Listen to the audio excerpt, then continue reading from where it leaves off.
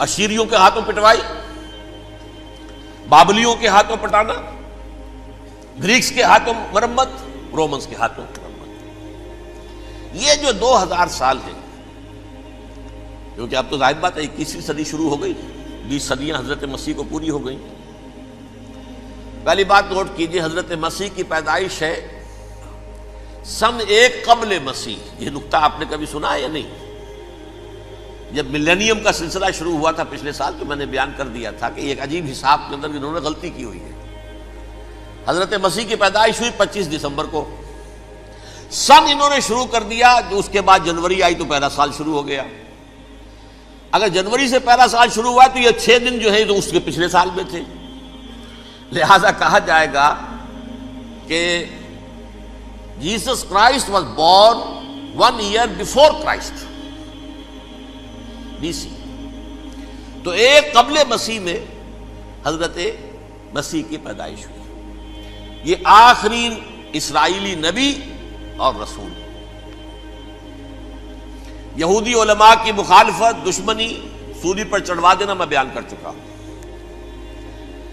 سن 33 عیسوی میں، جبکہ حضرت مسیح کی عمر 33 برس تھی، اللہ تعالیٰ نے انہیں زندہ آسمان پر اٹھا لیا، لیکن یہودیوں نے اپنے خیال کے مطابق انہیں سولی پر چڑھوا دیا، ان کی موت واقع ہو گئی۔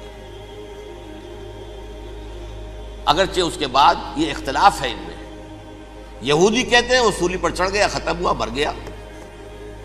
عیسائی کہتے ہیں نہیں، انتقال ہوا ہے مسیح کا صلیب پر، لیکن پھر وہ دوبارہ زندہ ہو گئے ہیں۔ ان کی لاش ایک غار میں رکھ دی گئی تھی، وہاں ریزریکشن ہو گیا، ان کا باعث بعد الموت وہیں ہو گیا، اور پھر انہیں اللہ نے زندہ آسمان پر اٹھا لیا۔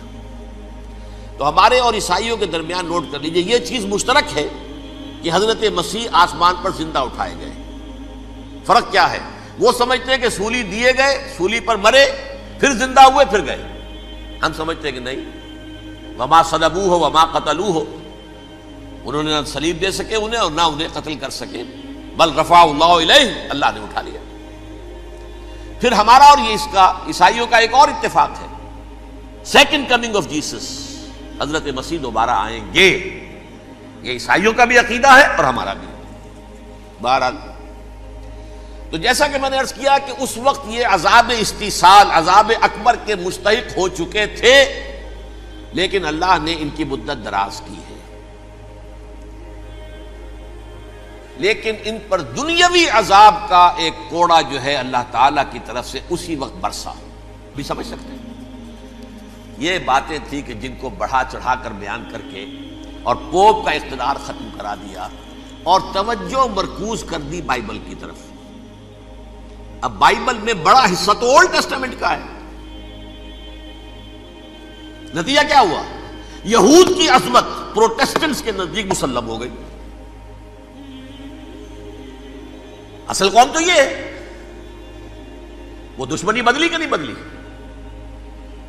موسیٰ کے امتی یہ ہے، تورات موسیٰ کو دی گئی، ابراہیم کی نسل یہ ہے، لہذا وہ جو دشمنی تھی، جو عداوت تھی کہ ہمارے خدا کو سولی چڑھانے والے ہیں یہ بدماش، موسیٰ کے امتی یہ ہے، تورات موسیٰ کو دی گئی، ابراہیم کی نسل یہ ہے، لہذا وہ جو دشمنی تھی، جو عداوت تھی، 3000 میل کا سفر طے کر کے آئے تھے۔ سوچئے تو صحیح، اربن ثانی پوپ جو تھا، آگ لگا دی تھی اس نے پورے یورپ کے اندر، شرم سے ڈوب مرو، تمہارے مقدس علاقے مسلمانوں کے ہاتھ میں، انفیڈلز، یہ کافر، یہ مرتد، یہ ملحد۔ مسیح جہاں پیدا ہوا، مسیح کو جہاں سولی دی گئی، وہ کہاں ہے؟ ان کے ہاتھ میں۔ وہ آگ لگائی ہے، 3000 میل کا فاصلہ طے کر کے یہ دو قومیں آئی ہیں، اور جو تباہی مچائی ہے تاریخ انسانی میں ایسی بربریت کی کوئی مثال۔ اور یہ ان کے اپنے ہسٹورینز لکھتے ہیں، شرم کے مارے ایسے محسوس ہوتا ہے جیسے ان کی گردنیں جھکی جا رہی ہیں۔